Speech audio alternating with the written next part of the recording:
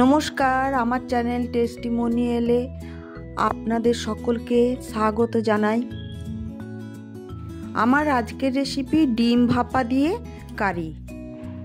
এই রেসিপি একবার বানিয়ে দেখুন, মাছের কারি, মাংসর কারি সব ভুলে যাবেন।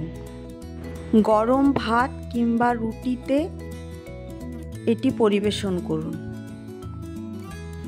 এখন আমি 3টি ডিম নেব। এখন আমি একটা করে ডিম নিয়ে ফাটিয়ে কাচের বোলের মধ্যে নিয়ে নেব। ওপর থেকে দিয়ে দেব নুন, গোলমরিচ, চিলি ফ্লেক্স, সব একসাথে মিক্স করে নেব। প্রায় জল গরম করতে হবে। একটি কাচের বোলকে আমি তেল ব্রাশ করে নিয়েছি, ওর মধ্যে ডিমের ব্যাটারটি আমি ঢেলে দেব। ওপর থেকে ঢাকা দিয়ে দিতে হবে। ফুটন্ত জলে কন্টেনারটিকে ভাপে বসিয়ে দেব। অন্যদিকে আরেকটি কড়াইয়ে আমি সাদা তেল আর বাটার নিয়ে ভালো করে মিক্স করে নিতে হবে। ওপর থেকে কুচি পেঁয়াজ দিয়ে দিলাম।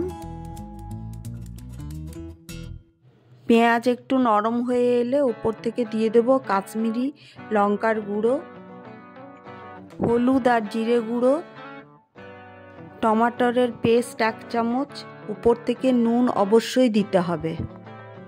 উপর থেকে দিতে হবে আদা বাটা, পেঁয়াজ রসুন বাটা দিয়ে খুব ভালো করে নেড়ে চেড়ে ঢাকা দিয়ে রেখে দেবো কিছুক্ষণের জন্য। 2 চামচ দই ফাটিয়ে নিচ্ছি।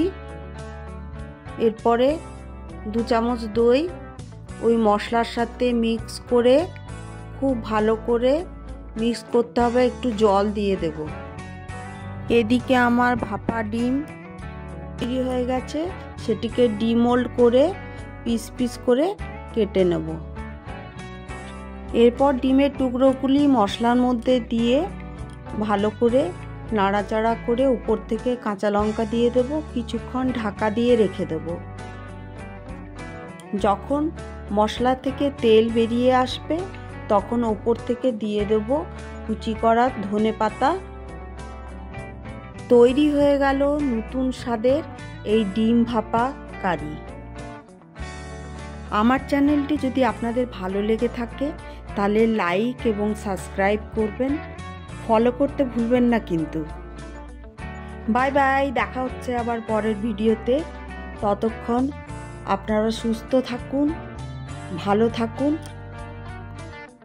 আর ভালো ভালো রেসিপি বানাতে থাকুন।